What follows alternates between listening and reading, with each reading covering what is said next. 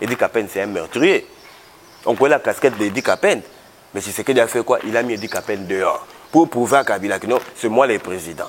Oh, Edi Kapende, il va dire la vérité. Depuis qu'il est dehors, quelle vérité il a dit? Par sentiment. Par sentiment. Si on a tel tout ça, on a poste dans le gouvernement. Si on a tout ça, on a poste dans le gouvernement. Bon, dites-moi, ça c'est quelle façon de gouverner? Tout autour de Tshisekedi, il n'avait pas vu qu'il y avait Batumoussou Maël et Bazali. On a une phrase. Vous comprenez? Ah, Bokangi, Bozela Kouloune, Zonga. Allez-y comprendre.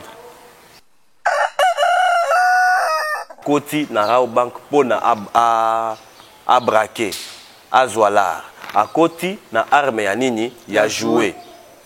Mais libanda ba policier na ba pem ba unité nyonso ba sangani ba ena ba blindé kaka mukena char de combat ya. Parce que je me pose la question, yé moko Honorine Porsche dit que non azana kati ya bank na mundu ki a plastique. Échange de tir wana otoyokaki. Ezali banani ba beta masasi wana.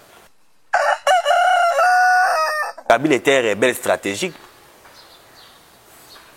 S'il est rebelle aujourd'hui, c'est un rebelle stratégique. Mais Bemba, c'est un rebelle voleur. Un mendiant. Il a le souci du Congo. Mais nous, qu'il est rwandais. Dis-moi, depuis que Kabila a gouverné pendant 18 ans, montre-moi la photo de Kabila et Kagame. Montre-moi un congrès de Kabila et Kagame. Mais tu sais qu'elle nous a amené Kagame au stade.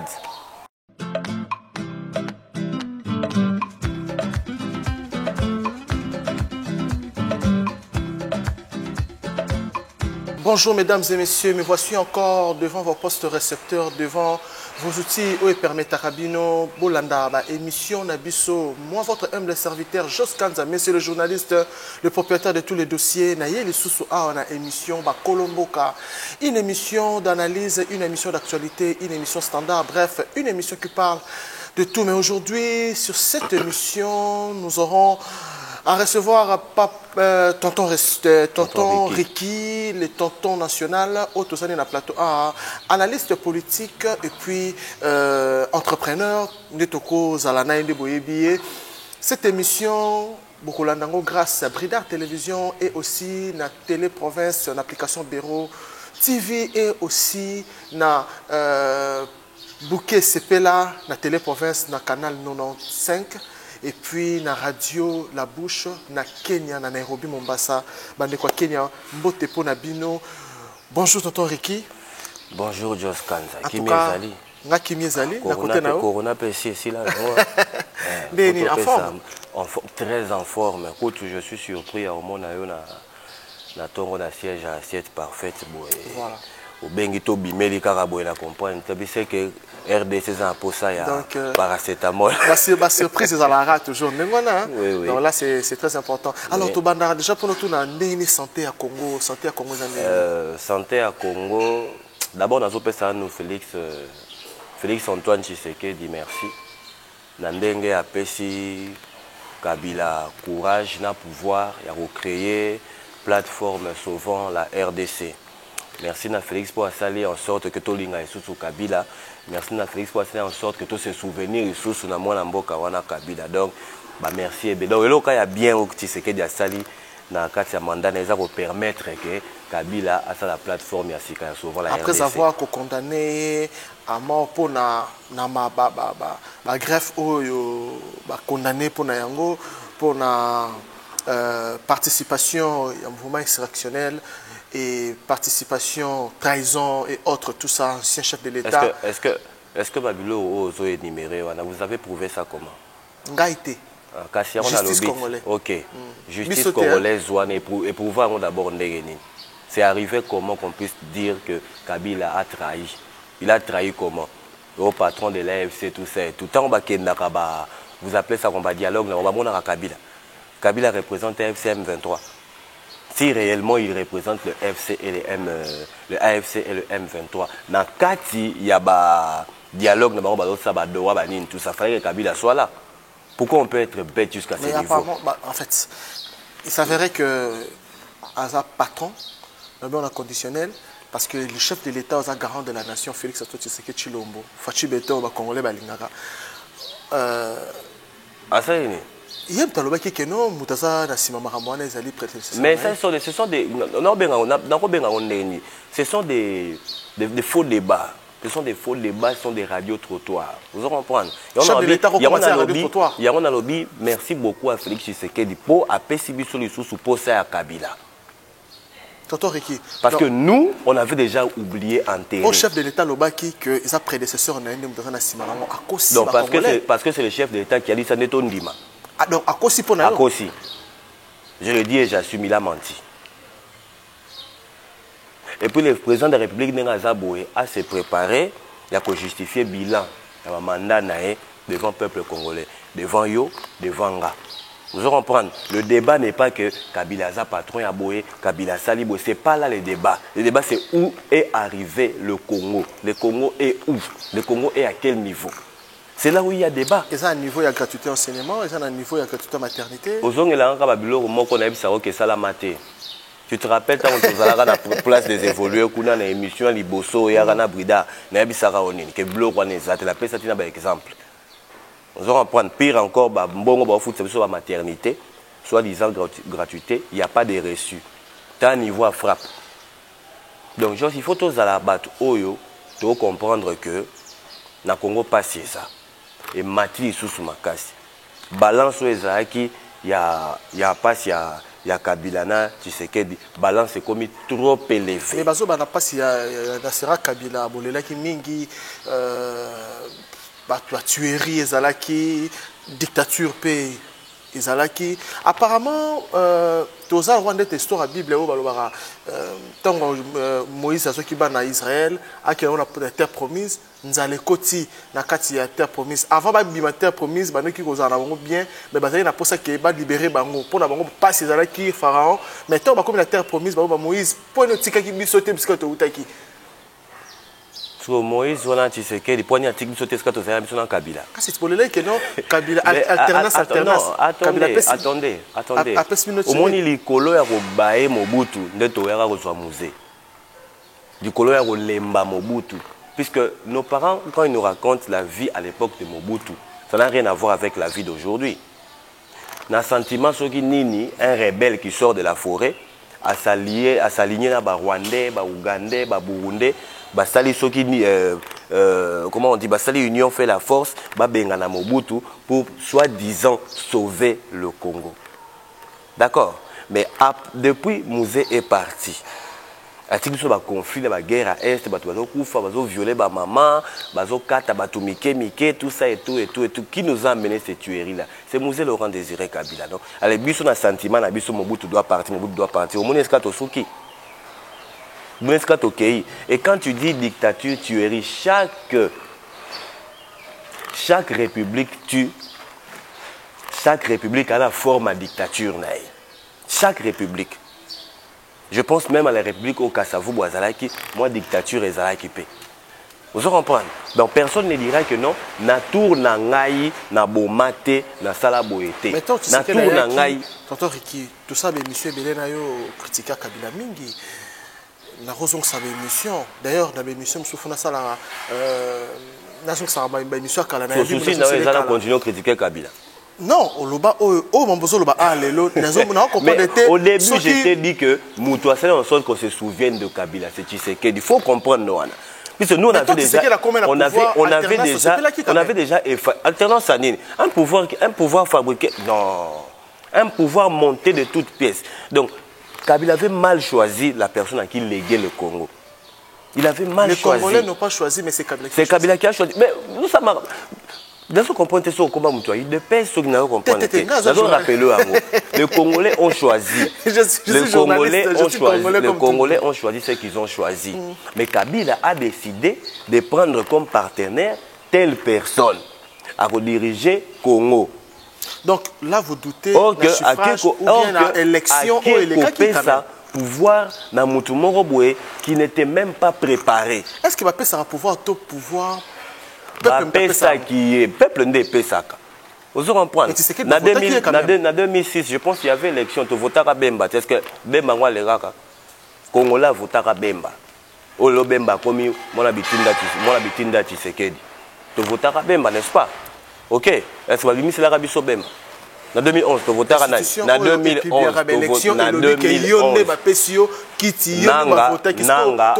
Nanga a très bien dit ça, que notre PSA après Sengi pardon.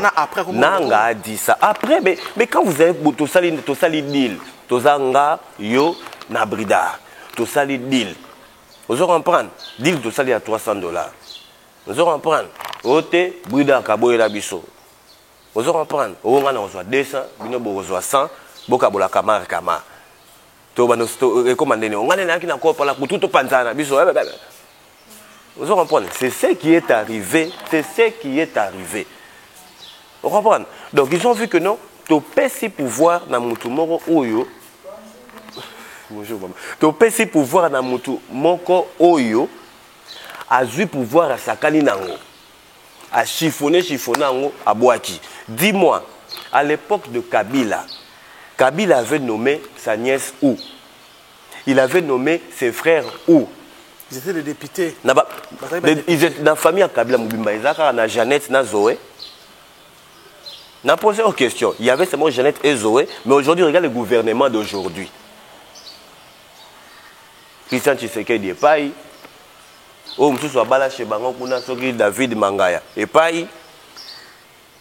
Allez, boké ko zobatu oh va perdre na bango, ba produit fini pour na recevoir récompense de quoi Kabila Kangakaye grâce Coutinho, ministre incompétente. Boké ko zobatu par sentiment, so ça la kindumba na on a tel moto tout ça, ba pèse poste dans le gouvernement. So ça la raboye tout ça, ba su poste, ba pèse dans le gouvernement. Bon dites-moi, ça c'est quelle façon de gouverner? Tout autour de Tshisekedi, il n'avait pas vu qu'il y avait Batumsu Super Mayele Bazali. Bah jeune le peuple parle pas John Kabamba, Nathanaël, Nanyo Vuvu, Nico Fay, Nanyo maîtrisable, maîtrisé pas Nani maîtrisable, Bosembe. Maîtrisable. Il y a beaucoup de gens que ceux qui vont jouer au PS vont moi poste moi comme m'appelle moi lumière. Vous comprenez? Mais non, c'est comme si Bridar, papa Bridar Mingi, na époque à Mobutu. Bon, le roi tourne à l'époque à Kabila. Topé Sabrida, moi, poste moi, hein? Et ça va te récompenser, papa Nabango. De la même manière, Tshisekedi le père avait souffert pendant ce combien d'années? 38 ans. Ceux qui ont dans la lutte, ceux qui ont habité, allez, on prend l'enfant, on donne. Allez, l'enfant aussi commence à faire à Taliboué, à Pessi. À Taliboué, à Pessi. Edi Kapen, c'est un meurtrier. On connaît la casquette d'Edi Kapen. Mais Tshisekedi a fait quoi? Il a mis Edi Kapen dehors. Pour prouver à Kabila que non, c'est moi le président. Oh, il dit qu'après, il va dire la vérité. Depuis qu'il est dehors, quelle vérité il a dit? Mesdames et messieurs, avec Tonton Ricky, c'est toujours comme ça. Oh, tout ça, la analyse, Mboka. Moi, je suis journaliste, je reste journaliste. Deux fois, na parti na parti politique té. Na kumi ça rappelle mutu tenga kumi ça Congo. Ngai na kumi ça Congo parti politique na ngai eza Congo. Dans ce cas-là, quoi, adhérer à la partie politique, mon côté, n'a pas la poste à la c'est justifié par l'année. Tu te reproches de quelque chose ou comment? Mais il y a aussi le UDPS, donc il y a dans la micro à moi. On se reprocher à quelque chose, oui. Kabila Sali sauvant le Congo, ou Batozo le Baké, ils ont droit d'auteur. Sauvant la RDC. La RDC, ils ont droit d'auteur dans Moza Coutinho, parce qu'à l'époque, à Salara et l'autre, moi, il y a Coutinho à Salara sauvant le Congo. Sauvant le Congo, sauvant la RDC, ils ont c'est pas les mêmes concepts. Il faut pas réveiller. Il faut pas qu'on linga ça batu oh basi bakufi. Nous aurons pas battu le quoi Coutinho. Coutinho a été arrêté à l'époque de Mobutu. Oui, Coutinho a pris sa arme, Bamona, Bakanga Coutinho. Ce n'est pas seulement Kabila. Coutinho, c'est un trafiquant, Makamomabé. Ok? C'est un pasteur de mauvais goût. Donc, Koya n'a pas triché de mauvais goût.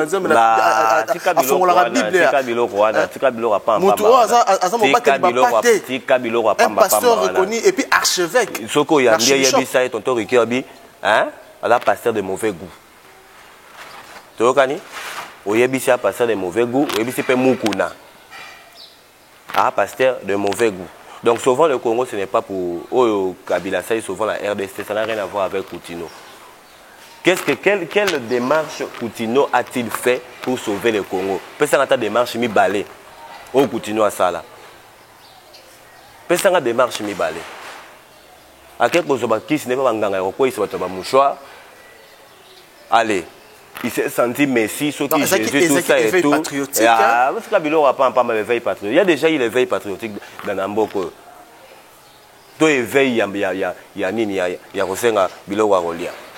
Mutu musu amoni azoluka poste comme ne koluka problème na gouvernement. Faut pas payer ça ka poste. Tu sais ça? Donc souvent la ne peut critiquer peut-être na garantie na poste tout est bien. Ba fongolo mo comme la yango. Gouvernement paye ça ngelo côté. Ça c'est la deuxième fois là on a une émission là. Gouvernement paye ça ngelo côté. Grâce Coutinho petite moins entreprise ça la ministère petit au grâce Coutinho so pe na keite ta ba faire na ngeza boy avant na mona bo lianga la ministre ne reçoit pas, ministre et tout ça et tout et tout. Na file d'attente, au bandit posé la haute. Revenez demain, on rappelle la tina na bangote. Vous comprenez? La tina na bangote, on appelle la poste na bangote. On a évolué comme ça, tout le monde de 6 ans. Donc, on a donc, souvent la RDC est arrivée pourquoi? Kabila Moni, que nous, on a salaki, non, que nous, ma république, na moto, république, et Zika, la combo nangai. Je dois réparer ça.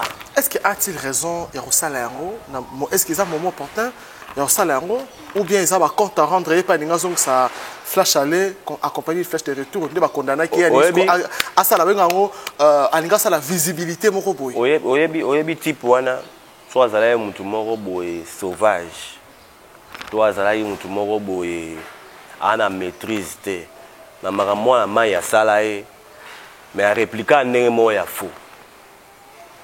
Mais le vieux a maîtrisé caca. Il y a de l'intérêt.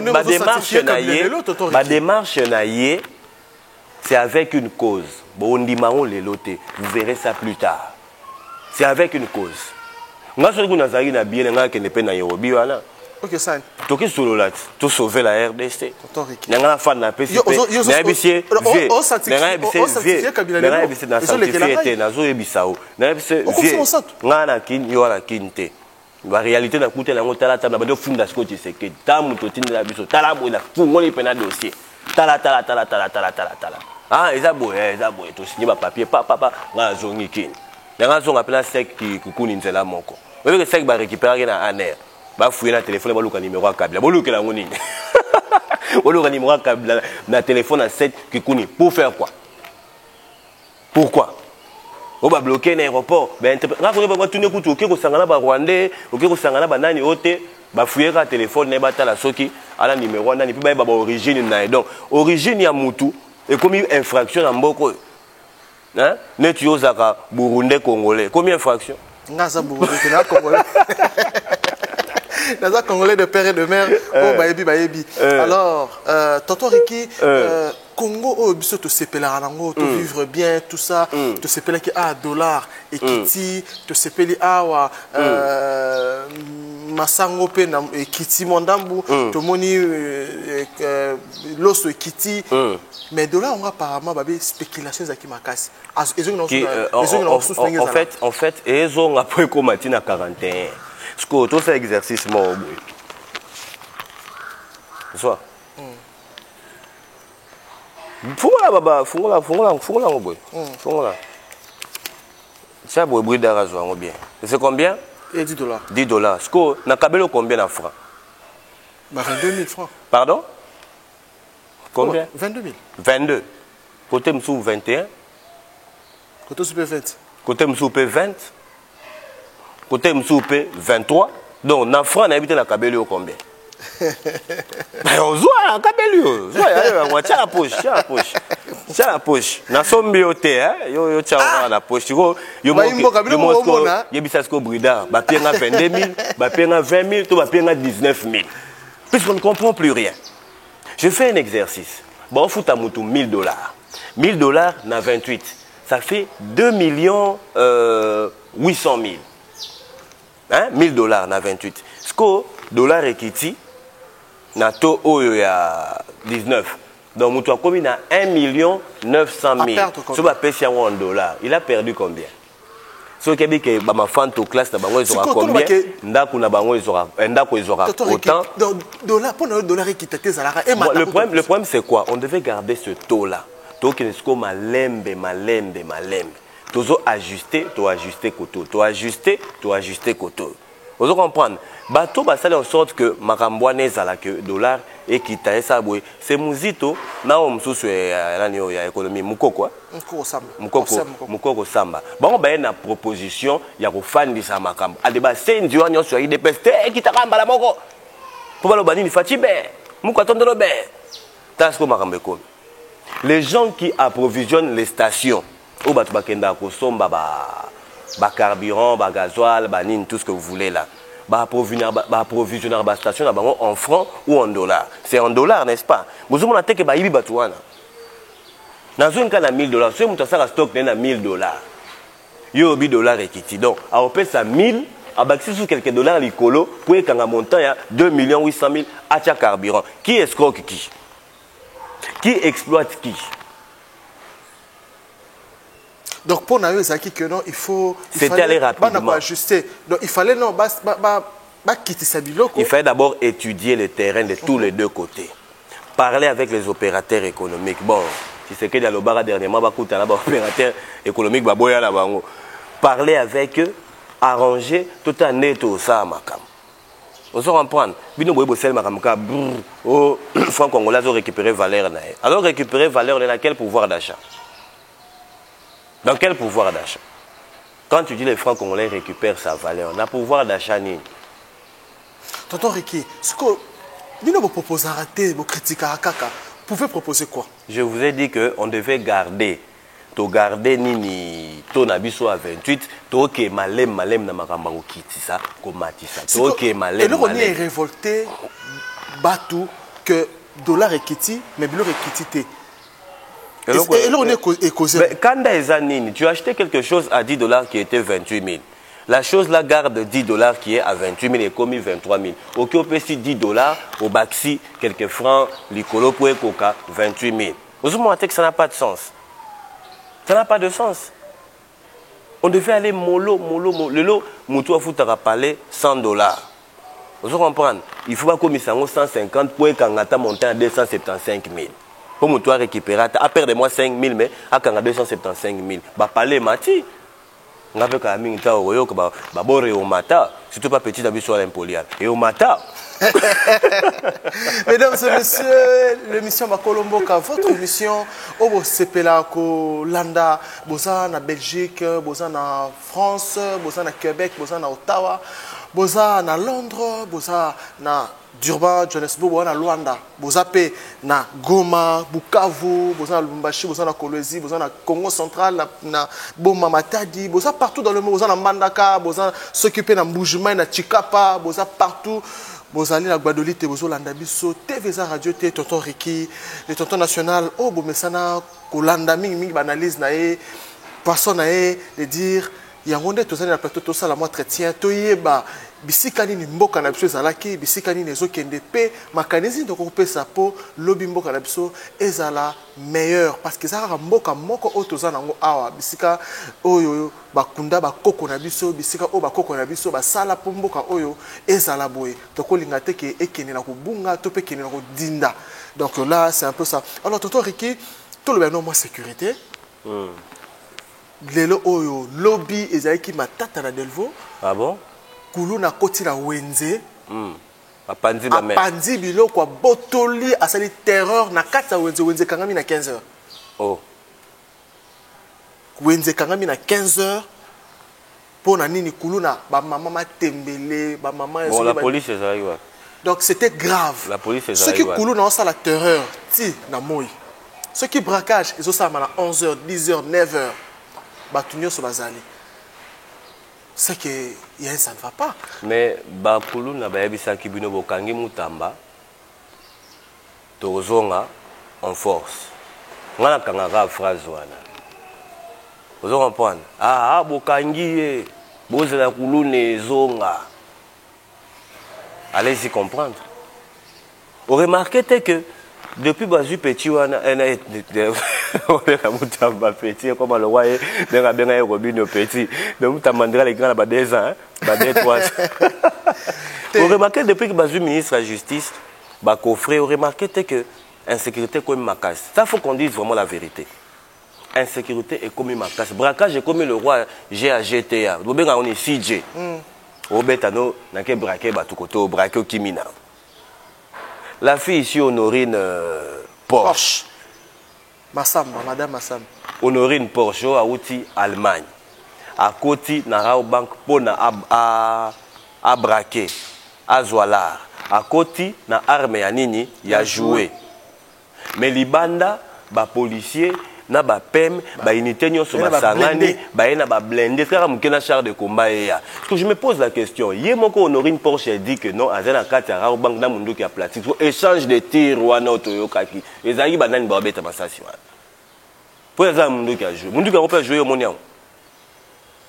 To monika la vidéo à bank, mais on ndenge za ba kangi mutu, ba saisir biloko tout ça. Comment la vidéo à bank kezo la que Honorine Porsche azaki Yemoko?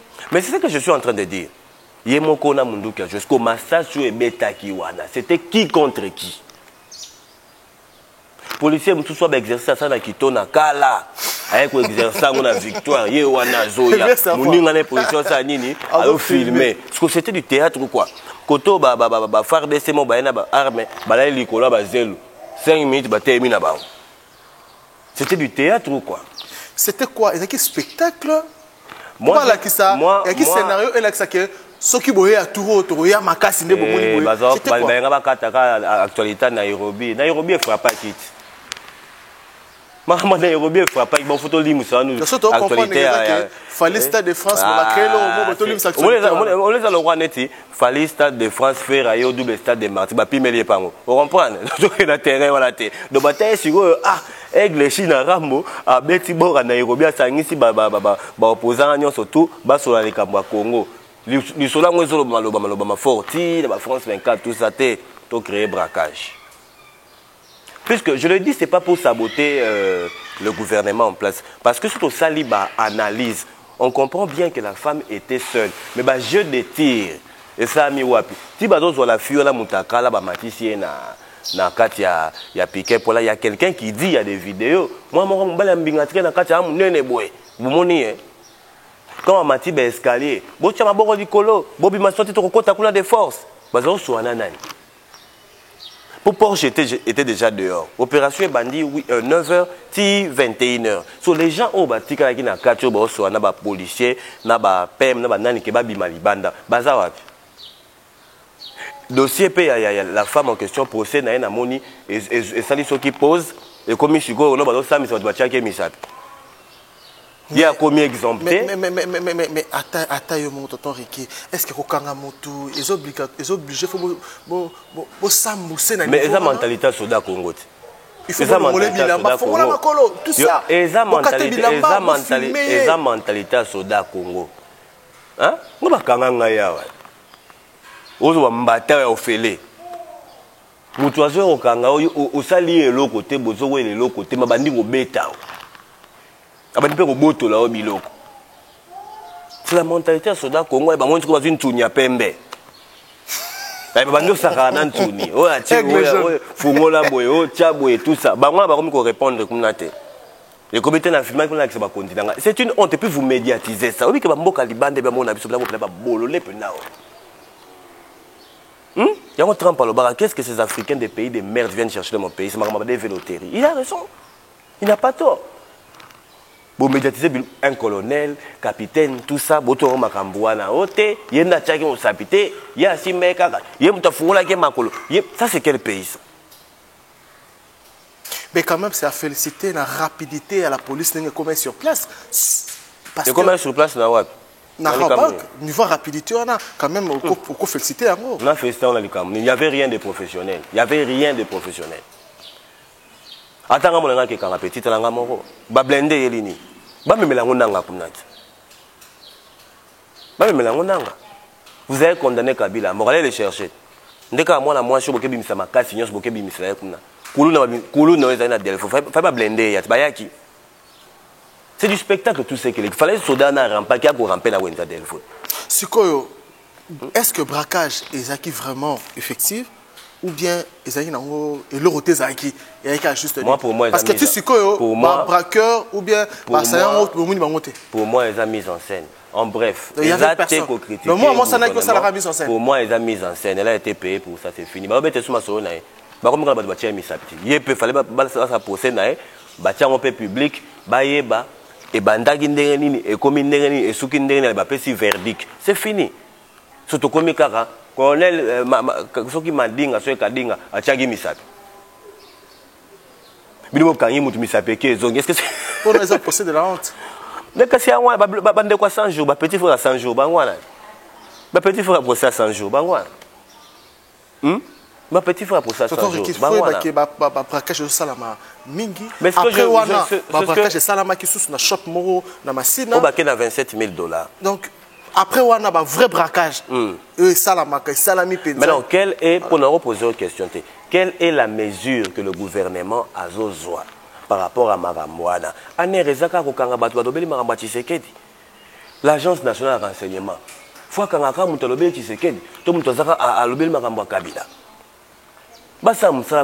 faut qui te dit que Anne Rezaka lié à la présidence comme il se faut, un peu qu'est-ce qui se passe, qu'est-ce qui ne va pas, pourquoi batu bazo kufa, pourquoi bazo braquer, le koso ya mbongo sentiment ya ko braquer batu et uti wapi, qu'est-ce que les braqueurs passent comme message, bazo réclamer nini, cette révolution ana contre les pauvres citoyens bazo kambo na ba shop ba boucherie na bango, qui est derrière toute cette affaire là.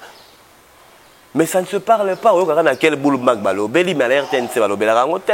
chef de l'État est allé, le chef de l'État a fait, le chef de l'État ceci, le chef de l'État... Non, non, hein? Donc, tout le monde qui a mambo, il y a kaba, tout le procès. Donc, apparemment, le scénario, et ça, l'épisode, voilà, donc,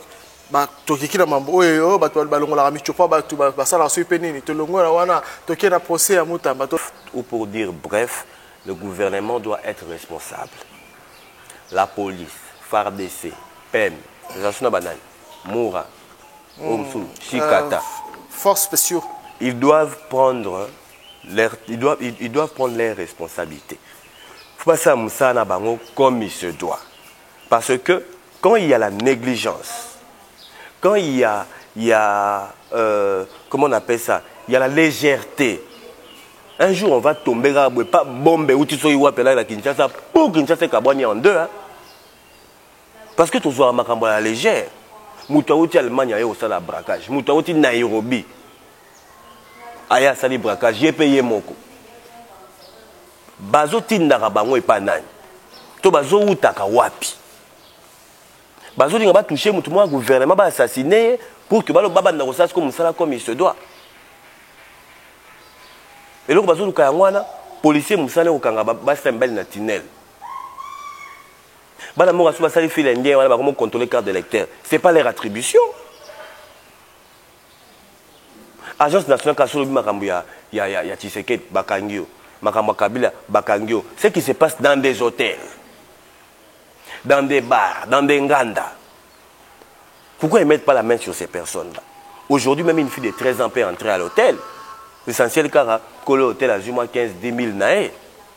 Il y a beaucoup de travail à faire. Nous sommes les belés à Osala, des faux bureaux, des faux policiers, des faux gardes républicains. Beaucoup de sociétés ici qui n'ont pas de documents. Ils sont parrainés par des généraux, par des gouverneurs. On a beaucoup à faire. On n'est pas encore devenu mature. Le monde était pressé pour rien. Il était pressé pour rien, on n'est pas mature. Tout ça qui est maturité, indépendance. On n'a jamais eu l'indépendance. Kabila nous a amené les Chinois ici. Si vous construisez comme ça, vous avez colo qui a coltan. Si vous construisez là-bas, vous avez sakombiso qui a cobalt. Si vous construisez comme ça, vous avez manganèse, vous avez uranium, vous avez finalement.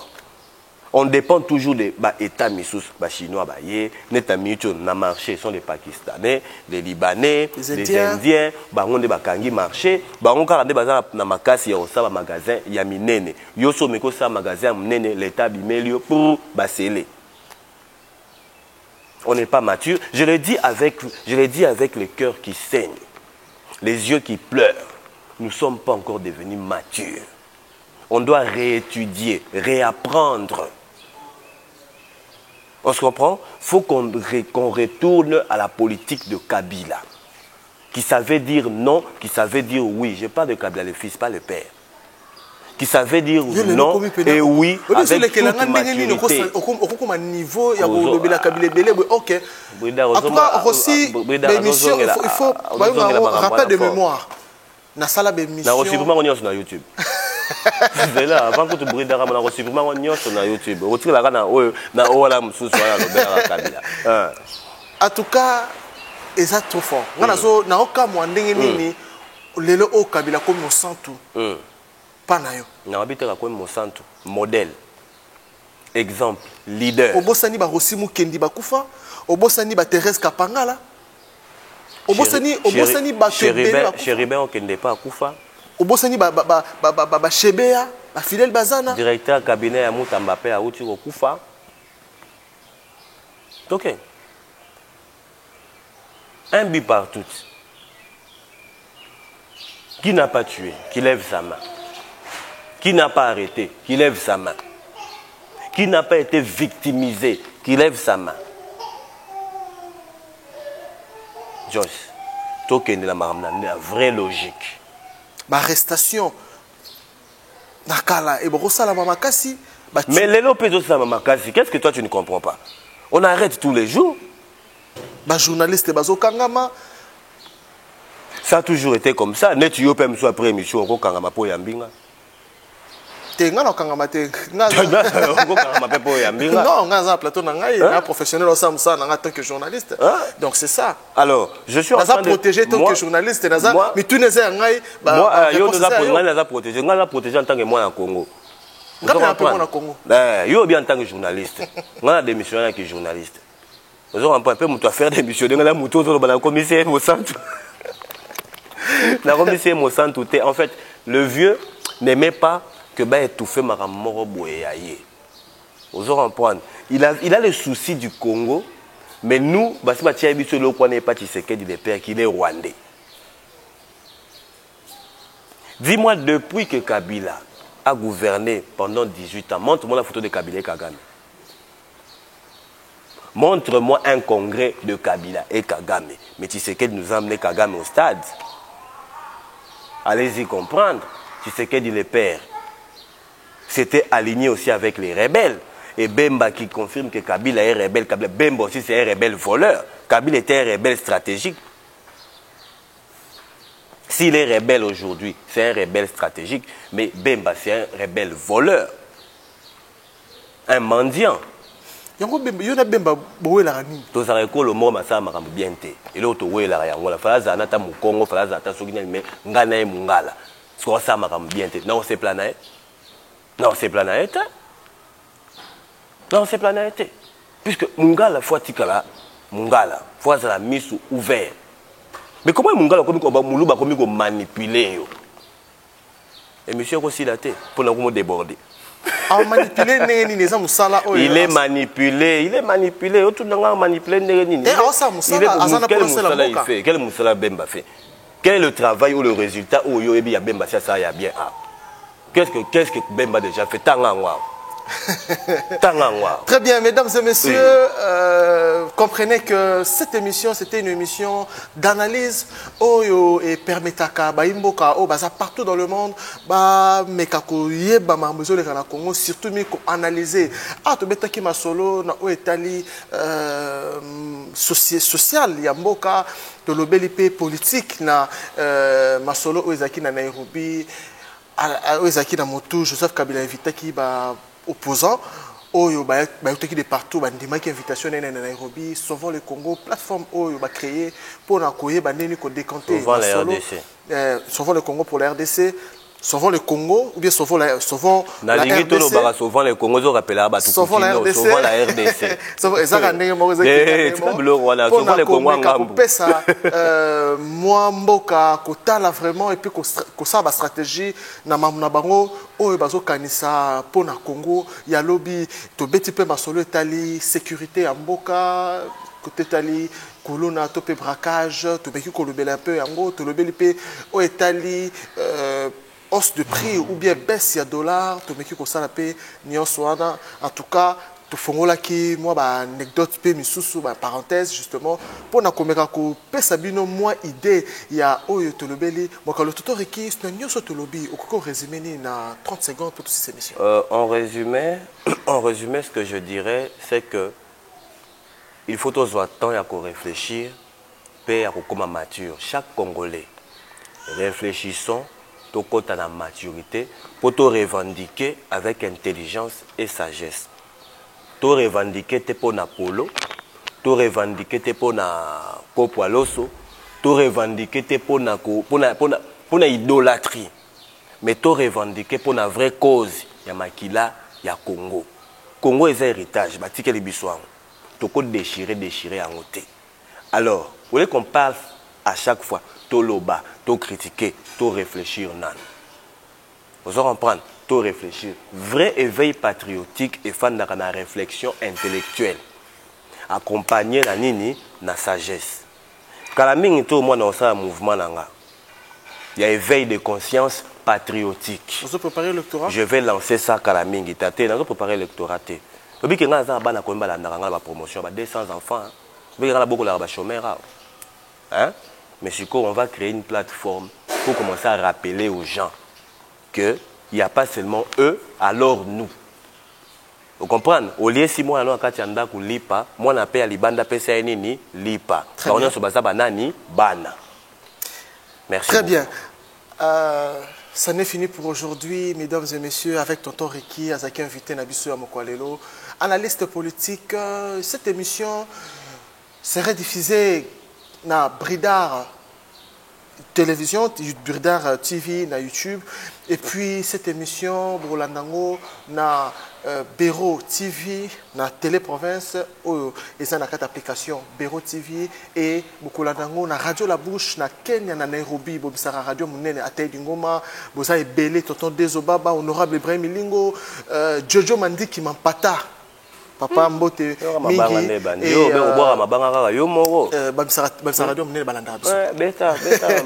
voilà tu parler sur la Kenya na Mombasa vraiment na Nairobi bon père na biso à côté en place des évolués voilà l'arc-en-ciel Age Matembo un parent de tous papa ya bane belé bato boso bazata 5 na Congo yebisa makambo assiette parfaite voilà papa assiette parfaite yango yo voilà donc déjà Ninezo Banda, quoi, le flat restaurant, le flat Banda. SBT restaurant. Voilà. Est-ce que tu peux ça, Congolais, Misala, au gouvernement de Age Matembopé, Asali, Santa Clara.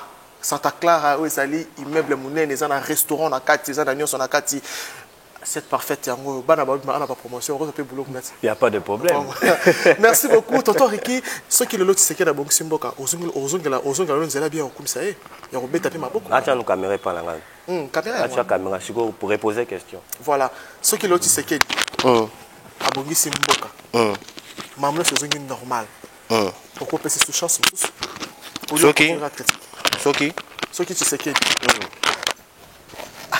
no baraté na zo bon sande son nazo longa na micro te nazo longa te nazo longa na micro yo continuer la question on répond so qui c'est que ce qui le lot c'est que la bonne simoka on continue pour